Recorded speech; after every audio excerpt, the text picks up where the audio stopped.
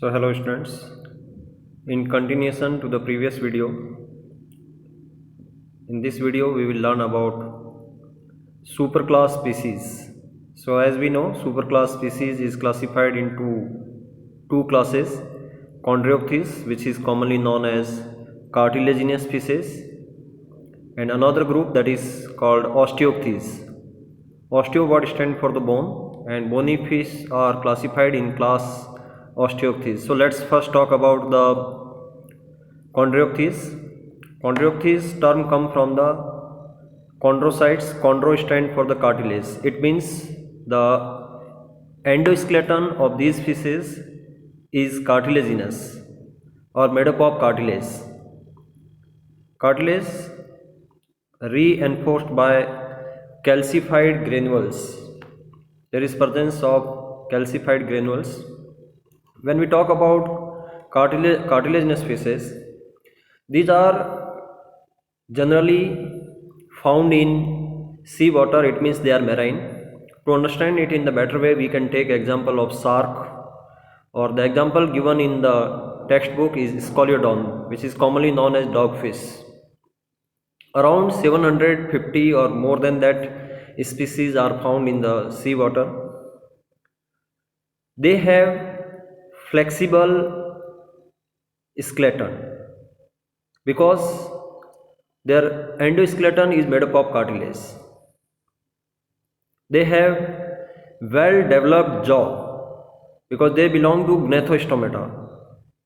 We already know Agnatha, jawless vertebrates, and these are with jaw. So well developed jaw are there. With them there is a presence of fins. So presence of fin make them true fishes.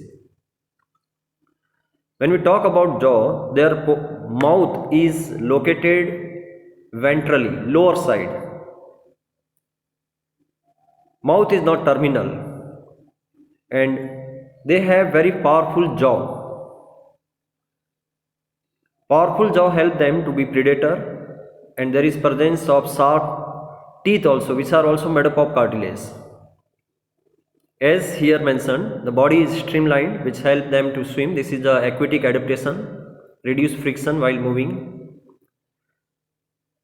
Notochord definitely being vertebrate persistent throughout the life. Respiration that takes place by the gill slits, but gills are not covered by the operculum. So please remember, when we will compare cartilaginous fishes with the bony fishes, this is one of the very important difference, that gill slits are not covered by the operculum. Skin is tough. So this modified, there is a presence of scales. Please remember, their exoskeleton represented by scales, and there are different type of scales present. So this particular group have placoid scale. Placoid means they are sharp, spiny. Scales are present. Scales protect them from the exposure to the water, as they are aquatic. So directly skin do not come in contact with the water. So placoid scales are present.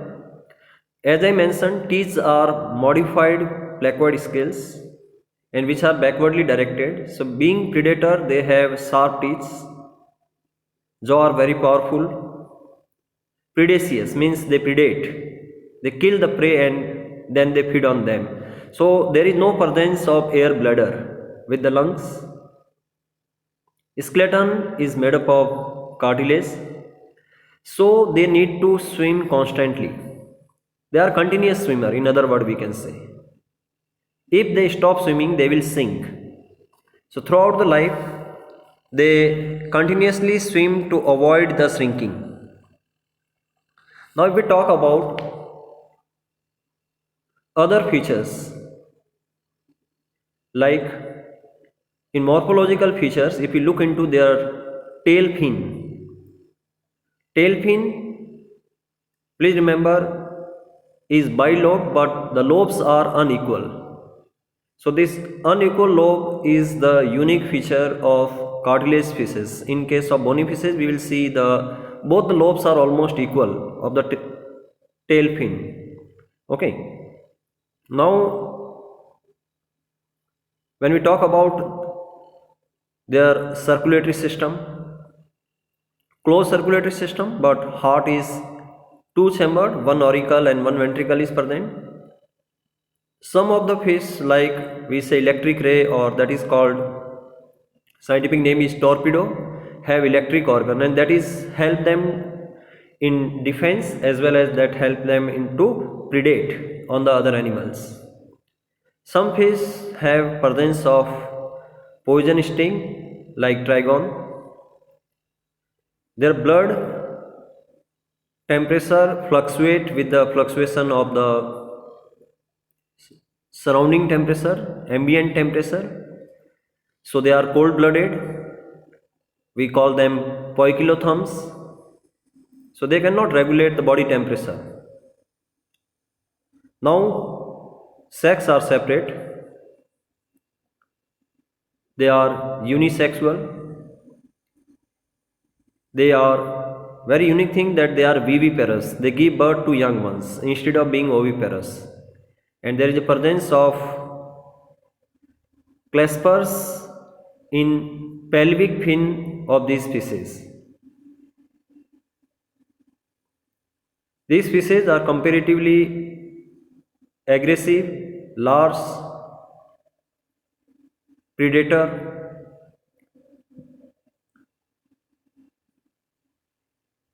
Presence of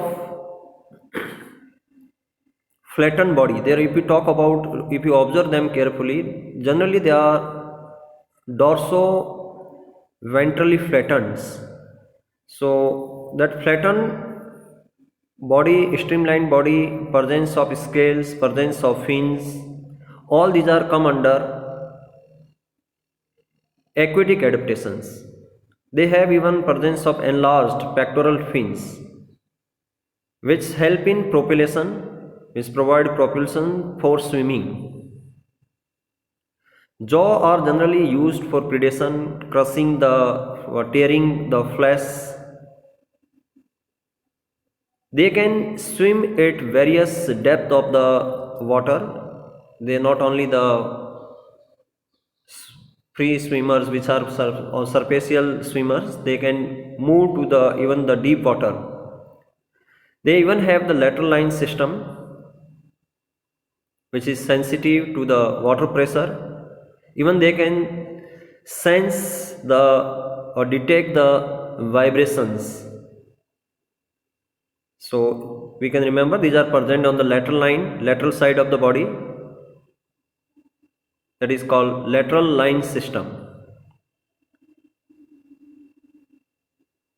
Then they even have auditory organs to detect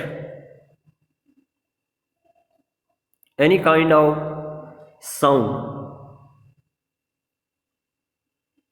and to remove digestive and excretory wastage.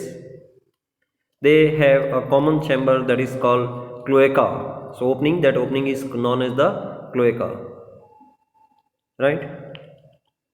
Most interesting point you can remember here, they show the internal fertilization. Internal fertilization means they do not lay their egg in the water. Generally we think that these are lower vertebrates, so they may lay their egg in the water, like amphibian lay their egg in the water, and fertilization is external, but here fertilization is internal. And after fertilization they give birth to young ones, so they are viviparous. Certain examples are given here. These examples are Scoliodon, that is most commonly studied, or this is used as the experimental material in the labs also. So Scoliodon, that is called dogfish, sawfish, even the great white shark. Carcharodon is the scientific name, and stingray, that is known as the trigon. Electric ray is known as torpedo. So these all different type of rays come under these carnivorous, predaceous, true fishes come under group that is called chondriophthes. So in the next video we'll talk about osteophthes. Thank you.